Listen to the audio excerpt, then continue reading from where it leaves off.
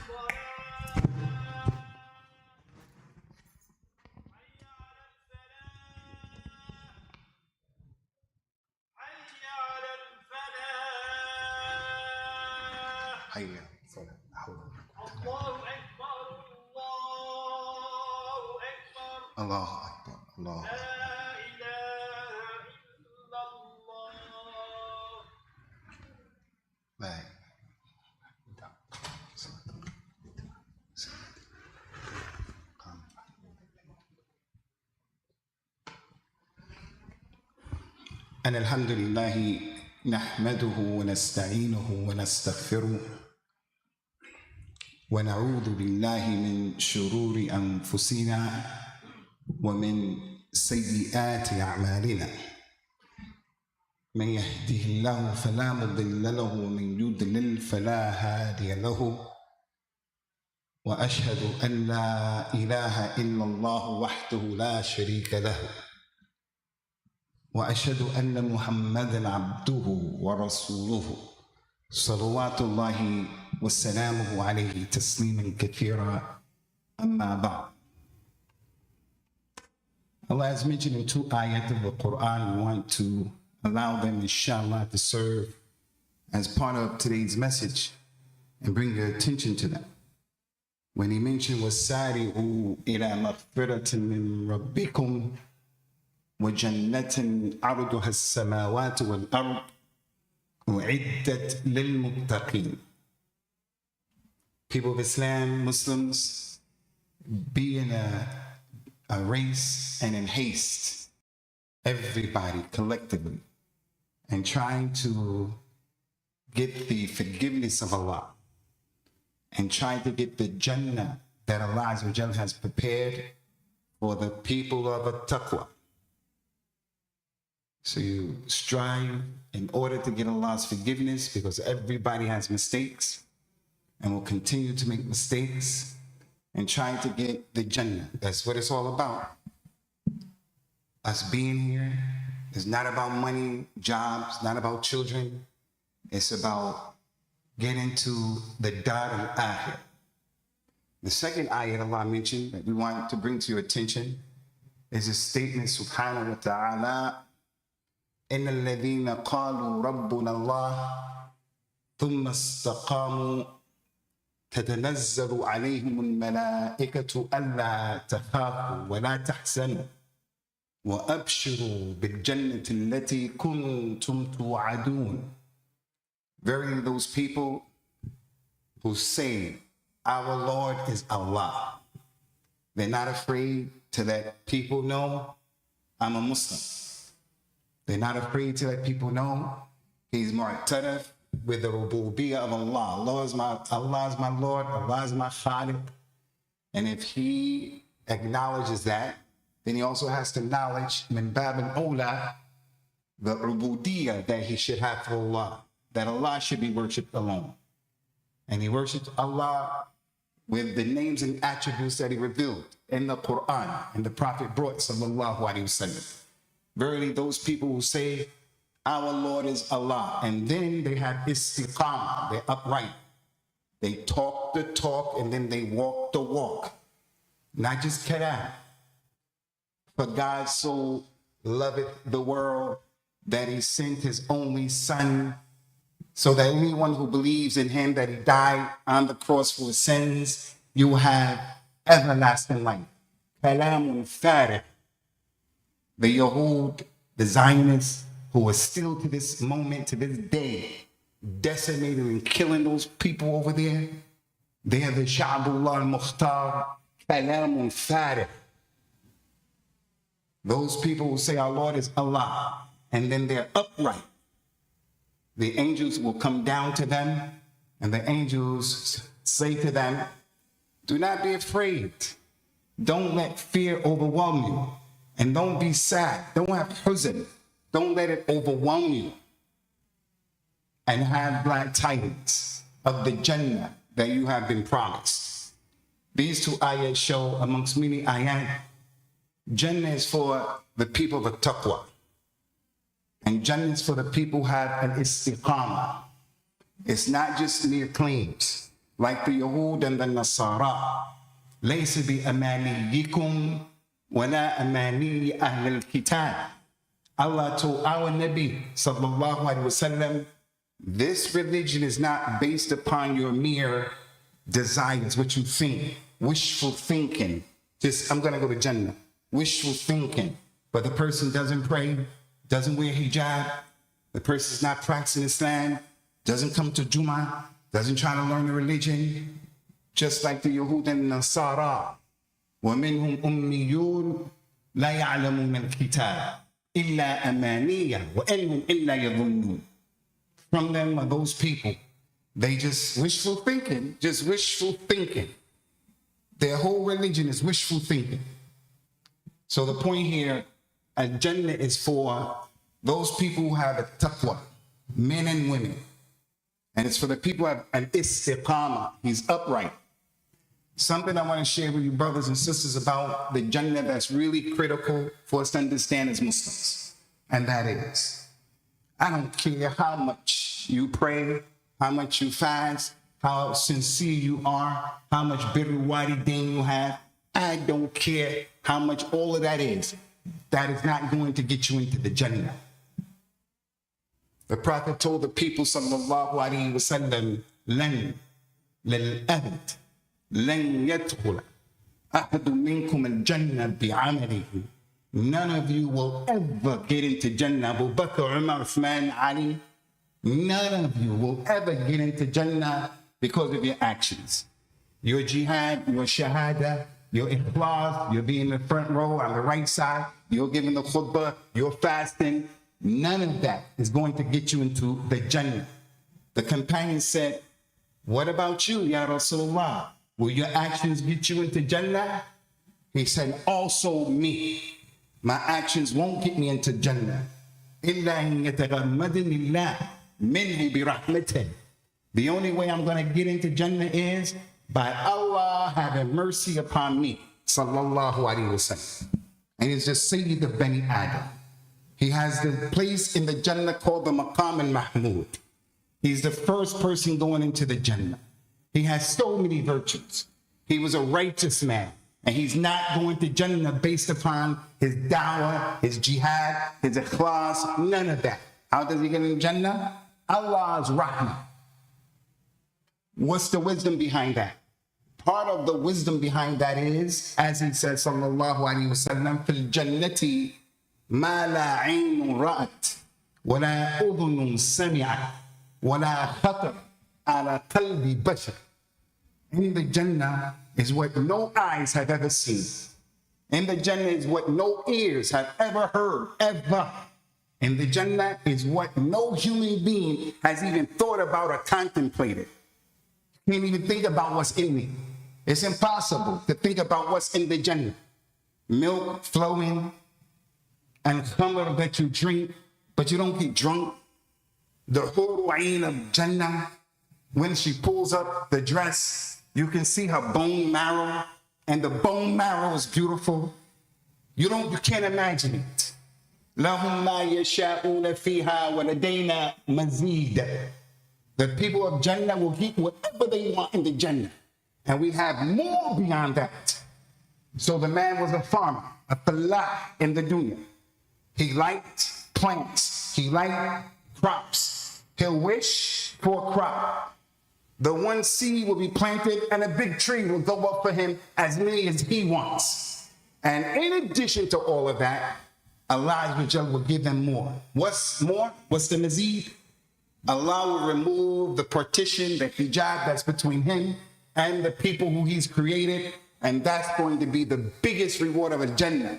When the people see that, they will be amazed at the face of Allah Azza wa Jalla. May Allah allow us to see his face Yawm al-Qiyamah. Tremendous what's in the Jannah. So therefore, you can't get into Jannah. You can't earn your way into Jannah. It's no price. I got to mention this point. وَلِلَّهِ الْمَثُلُ الْأَعْلَى. The Prophet said, sallallahu alaihi wasallam, none of you will be able to repay your father unless you found your father as a slave, mamluk, and then you came and you purchased him from the man who owned him, and then you freed your father. You will never be able to repay your father. Even if your father wasn't the best father.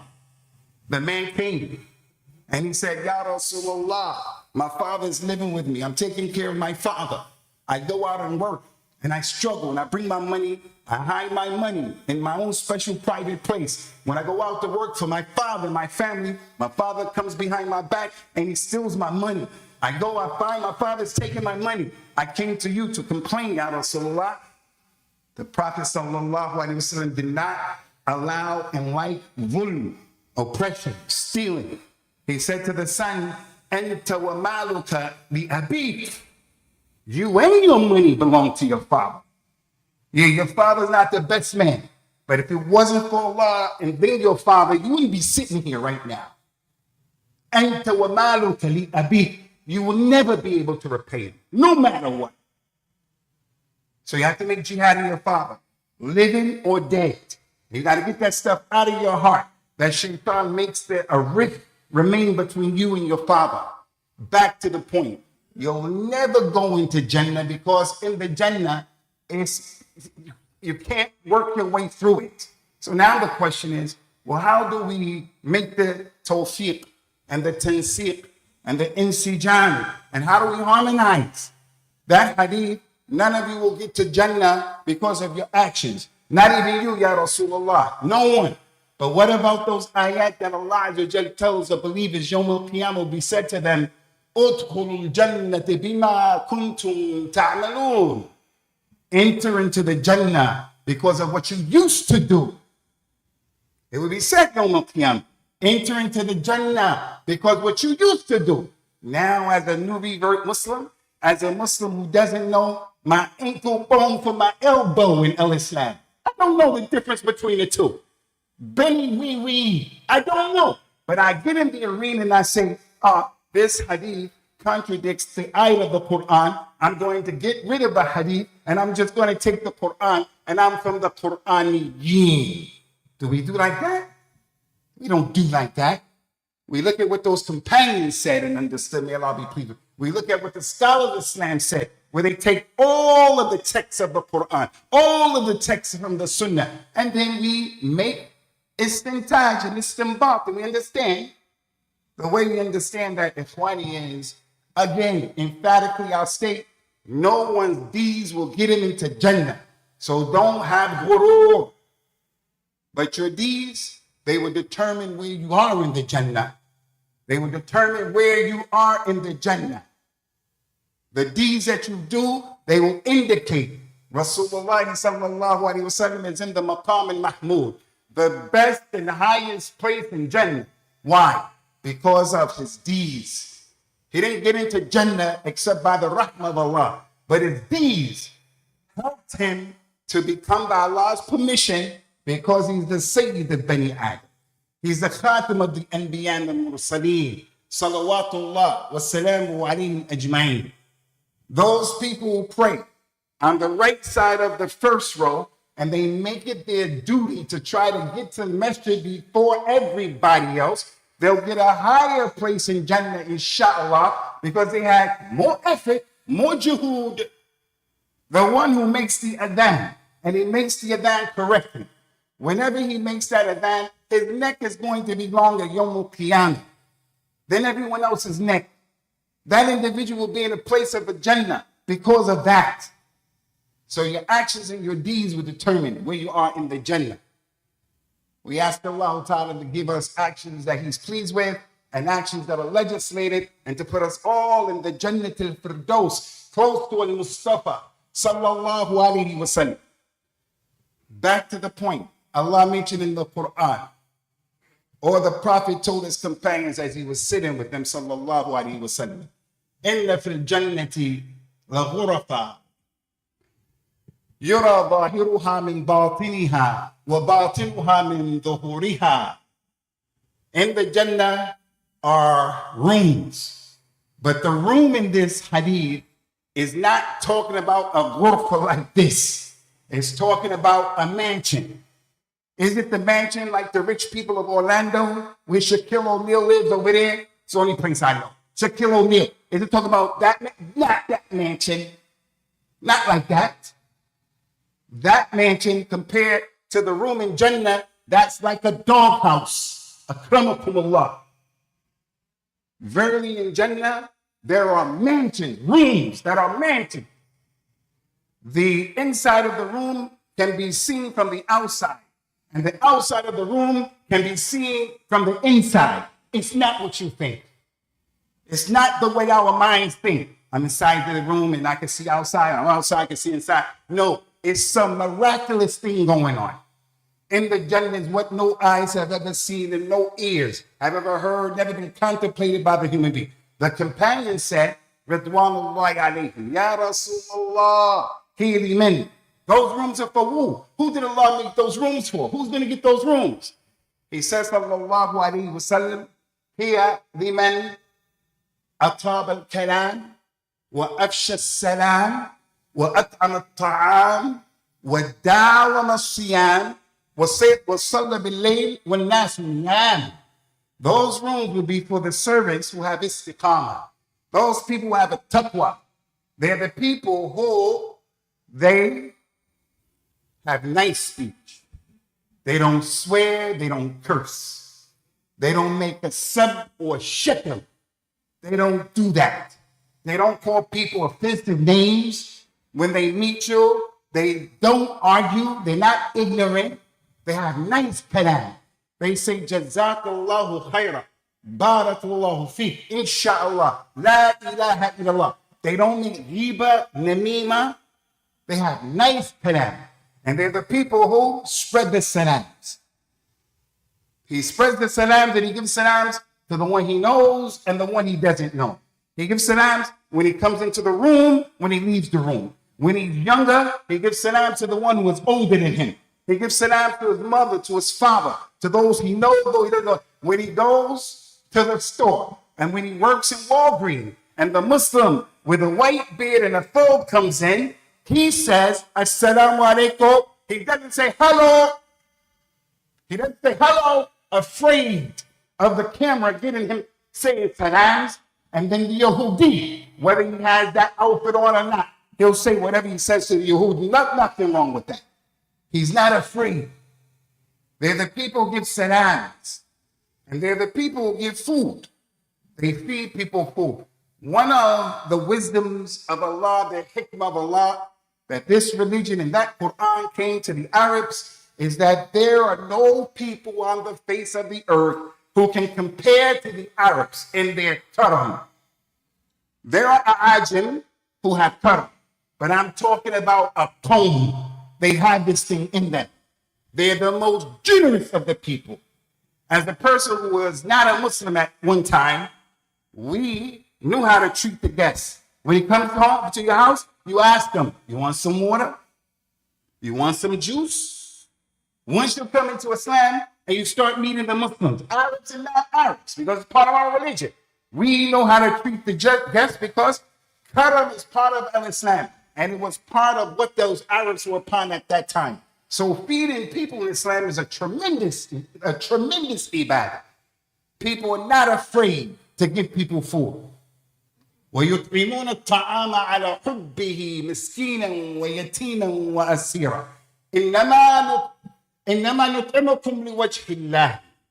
They give the food and they feed people who deserve it and who need it. And they say, we don't want anything, so we do this because we want Allah's reward, even though they love food themselves.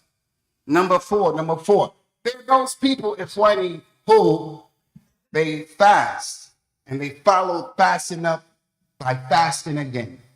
They fast and they follow fasting up after fasting. And lastly, they're the people, when the people are sleeping at night, they pray. They pray Qiyamul Layl, they pray Tahajjud. Allah mentioned, this is the reward of the people who do these things. There are ayat of the Quran that elaborate on this. لكن الذين اتقوا ربهم لهم غرف من فوقها غرف مبنية تجري من تحتها الأنهار وعد الله لا يخلف الله الميعاد. In the Jannah, those people who have taqwa, the people who have taqwa, and the people who have istiqamah, they will be given these rooms, and these rooms, mansions, have other mansions on top of them, belonging to one person, and his wife has hers, and his son has his, and his relatives, and everyone who died on Tawheed in Islam has that. You can't even imagine the size of that. Mansion on top of mansion on top of mansion, and below all of that, there are rivers flowing. Rivers. The Nabi described all of this in perfect detail. All of this. So I want to bring to your attention, Ikhwani, the subject of today's khutbah, the reminder of today. If you look at the people who Allah prepared these rooms for in this ayat and this hadith, all of those things are things that we used to do more of in the month of Ramadan. In the month of Ramadan, what did we do? We used to watch what we said. If someone came to you and he acted ignorant, we say, I'm fasting. And I saw him. I'm not fighting you. We were careful not to be people who said things that we shouldn't say. We watched our tongues better in the month of Ramadan. Like this hadith says. We spread the salams amongst the people. We fed people in this masjid. The ayat says, Sari'u ila maghfiratin min rabbikum. Be in a race for the maghfirah. In this masjid, 29 days, 30 days, every single day. People were competing from their respective countries to feed the people. The Egyptians made food. The people from Guyana made food. The people from Trinidad made food. The people from Morocco made every single day. The people were racing. People from Pakistan made food. Anybody who came to this masjid in the month of Ramadan, they said, wow, mashallah, the cuisine of that was a musara'a, and that was a race, musabaqa, between the people. We did that in Ramadan. In the month of Ramadan, in the month of Ramadan, we prayed when the people were sleeping. We prayed Qiyamul Layl, we prayed Taraweeh, all of that. And in the month of Ramadan, we fasted. So in this hadith, it said, the people who have mudawama on fasting. They fast, and then they fast again. So I'm coming here to say to the community now, today is the 17th day of Shawwal, the blessed month of Shawwal. Shawwal is not a sacred month in Islam. There are 4 other sacred months, but it is an important month. One of the important things about this month is that it's the month of Hajj. Al-Hajj ashhurun ma'lumat. فمن فرض فيهن الحج فلا رفث ولا فسوق ولا جدال في الحج. If a person wants to perform Hajj this year, in June, inshallah, he can go to Mecca today. And he goes and he performs Umrah. And after his Umrah, he takes off his Ihram. He stays there if he wants, or he comes back. And then on the 8th day of Dhul Hijjah, he has to be back there and put his Ihram on again. So this is one of those 3 sacred months in terms of Hajj. Shawwal, Dhul Qa'dah, Dhul Hijjah. It's important in the life of the Muslim. So we memorize the 5 arkan of al-Islam, and from them is Hajj. But that's all we know? Just the word Hajj. How to make Hajj? No. What is Hajj about? No. The history of the Hajj? Nothing. Where are the months of Hajj? I don't know. Shawwal is one of those months. So since it's a month of Hajj, there should be no speech that is unbecoming. There should be no lewdness in the months of Hajj. This is not a sacred month. The one that comes after it and after that. The 11th and 12th months are sacred. Nonetheless, Shawwal occupies an important part in the role in the life of the Muslim in Islam. The other issue, and this is the whole point of everything, is the 17th of Shawwal. 17th. من صام رمضان ثم أتبعه بست من شوال كان كصوم الدهر. Anyone who fasted all of the days of Ramadan. He traveled, he missed a day here, there, he got sick, he missed 3-4 days. He has to make those days up. It was her time of the month, akramakumullah, and she missed 5 days, 6 days. She has to make those days up.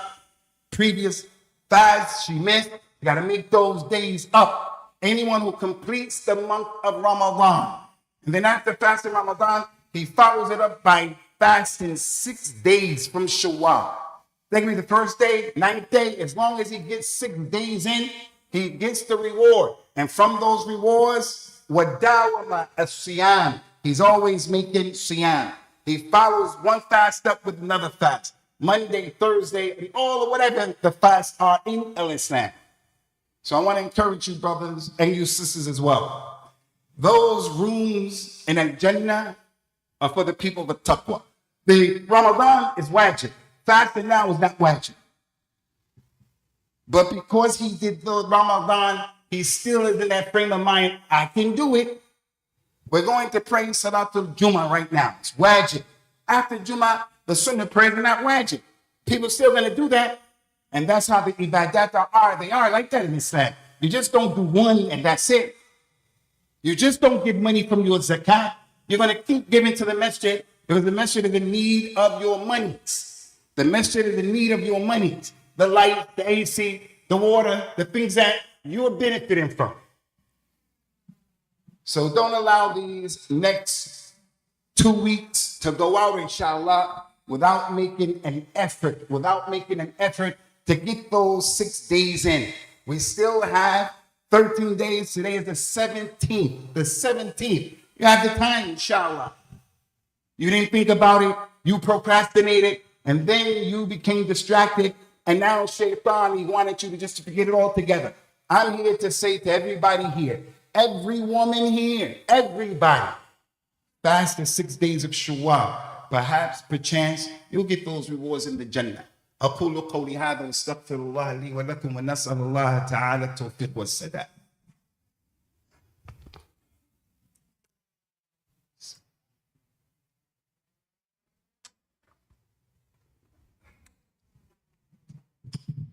الحمد لله حمدا كثيرا وطيبا مباركا فيه وصلوات الله وسلامه على نبينا الأمين. أشهد أن لا إله إلا الله وحده لا شريك له وأشهد أن محمدا عبده ورسوله. I'm going to deviate from today's topic altogether because I really haven't been watching TV and watching what's going on in the news for a number of reasons. But today, I happened to watch some of the programs in the news programs. I was shocked in some ways because I hadn't been watching the news in a long time. I was shocked, blown away. A lot of these kids across this country are protesting the genocide that's going on and being perpetrated by the Zionists and these racist white supremacists of America and other than America. How the world is complicit and what's happening to those people. Unimaginable. If we lived during the time of the Holocaust and we knew about that, as Muslims, we would make inkar on that and say the way they're treating those human beings, the children of Adam, is not okay. We're not going to say we don't like Jews, and we're not going to say that. That's not the only genocide going on right now either. There's genocide in Congo. There's genocide in Rwanda. But what's close to my heart is I'm a Muslim and I got filters. I'm more concerned with the people of Palestine. But it doesn't negate other people being oppressed and the world is quiet. The people in Africa, they don't even get any news. They get no news because of the white supremacist society that we live in. And a lot of us want to be white. A lot of us, we see it and we want to be white. We have inferiority complexes about who we are and where we come from. Anyway, these non-Muslim kids across this nation are protesting on the campuses of America. And the media, how do they deal with it? Every time I saw the news media show this morning on every channel, right after they did that news about the protests, because it's a big thing, can't hide it. After they did that, the very next issue that was reported is a Yehudi boy, a Jewish boy, who they plainly said was taken hostage, and his arm was cut off. And then they showed his mother and his father telling him, survive, be strong. Every single channel did that. And they kept saying, he's a hostage. Hamas has him. Hamas is a hostage. As if they want to get the emotions of the people to feel sorry for that one boy. That one boy. What about all those kids? What about all those kids? The world has nothing to say about all those kids, all those women, all those innocent people. But when the one Yehudi boy, he's taken hostage, look, his arm is cut off. What about all those Muslims? So I say to you, Ummah al-Islam, I say to you, we have a lot to be grateful for, but we better wake up and smell the coffee. How do we wake up and smell the coffee? By watching the news and listening to these people? No, you wake up and smell the coffee by learning your religion. First and foremost, practicing your religion. Getting al-istiqamah. Knowing what Tawheed is. Knowing what Allah created us for. Knowing who the Prophet was and what he did, sallallahu alaihi wasallam. That's our job. That's our responsibility. But if we're going to sit here afraid to be Muslims and always letting these people set the agenda and the way we look at things and the way we understand things, we are going to continue to be in the world of hurt. We're going to continue to have all of these problems. Allah who created those Jannahs, one on top of another, and so forth and so on.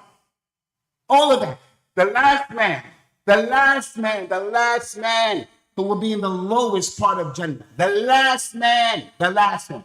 He was the poorest person in the earth. I don't know who he is. I know some poor people. He was poorer than anyone that we know who's poor. Allah, the Prophet says, sallallahu alaihi wasallam, will dip him into the Jannah. And they dip him, and ask him, have you seen any evil before in your life? He's going to say, no, Allah, I never saw any evil. Because of what's in the Jannah. And the richest man in the world, the richest one, where how much is not in his vocabulary. He doesn't ask how much. Wants to buy an island, he buy an island. How much? It's not in his vocabulary.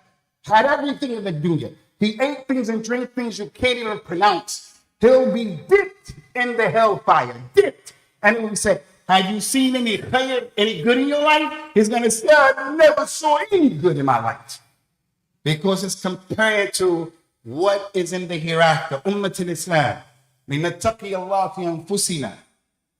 Let's fast these days. While we're fasting, make dua for our brothers in Palestine and for all of the oppressed around the globe.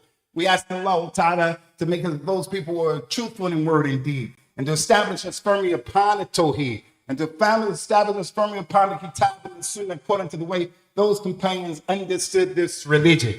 Oh Allah, we beg of you, we beseech you to make us real Muslims, those people who talk the talk and they walk the walk to the best of their ability. Aqim as-salat. Yarhamakum.